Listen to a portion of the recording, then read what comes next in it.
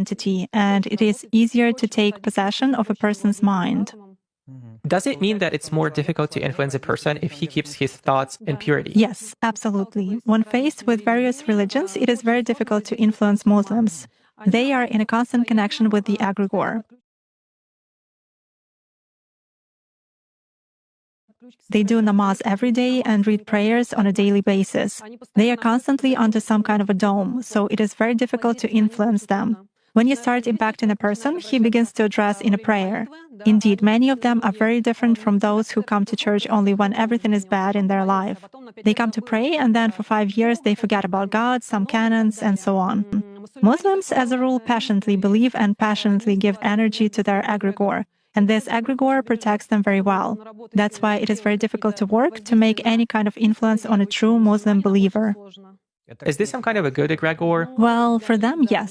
This egregore is good for adepts who contribute good energy to it. How do you sense it? For instance, you have found an energy trace of such person. What's next? Do you try to drag him somehow to visualize this threat and you fail? Or how do you do that? It disappears. I cannot get a grip on it. I focus on it, but something immediately knocks me out of the flow, just like that. Or I visualize a person in front of me clearly and can affect him even at a mental level, but some image is not created in my mind at all.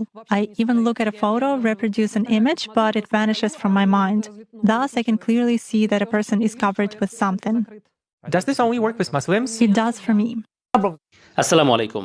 আমরা একজন কালো জাদু চর্চাকারী which অথবা ডাইনির বক্তব্য শুনলাম।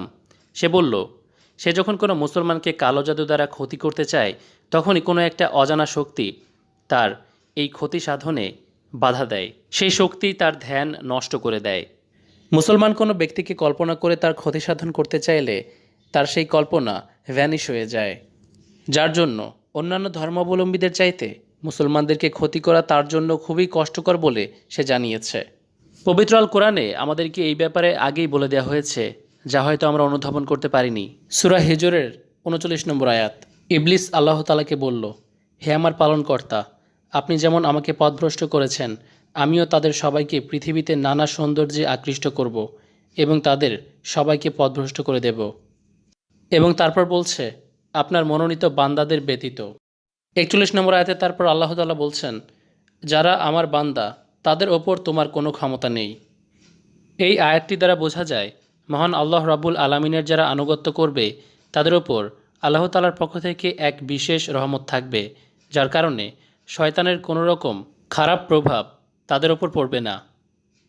সূরা নিসার 119 নম্বর আয়াতে শয়তান মানুষকে কীভাবে পথভ্রষ্ট করবে তা বর্ণনা করার পর আল্লাহ তাআলা বলছেন, আর যারা আল্লাহর পরিবর্তে শয়তানকে অভিভাবক রূপে গ্রহণ করে তারা তো স্পষ্টই ক্ষতিগ্রস্ত হলো।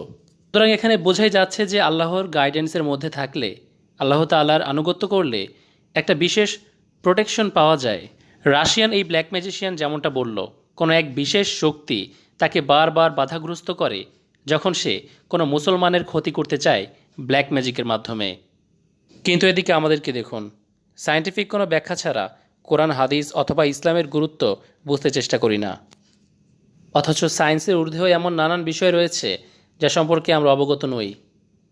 সুতরাং নিজেরা বেশি জাজমেন্টাল না হয়ে মহান আল্লাহ রাব্বুল আলামিন যা করতে বলেছেন আমাদেরকে, তাই মুখ বুজে করা আমাদের জন্য উত্তম।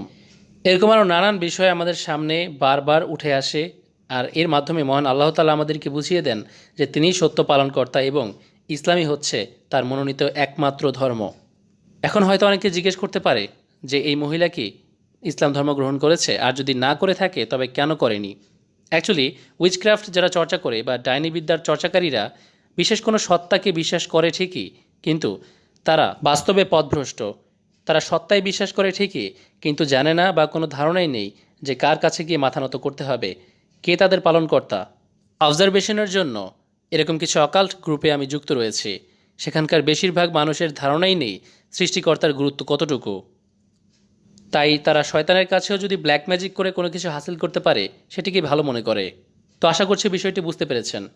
আজকে ভিডিওটি ভালো লাগলে অবশ্যই চ্যানেলটি সাবস্ক্রাইব করবেন। আসসালামু আলাইকুম ওয়া রাহমাতুল্লাহি ওয়া বারাকাতুহু।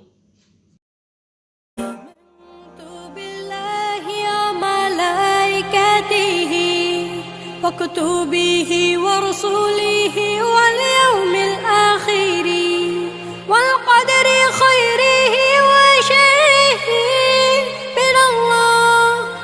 البعث بعد الموت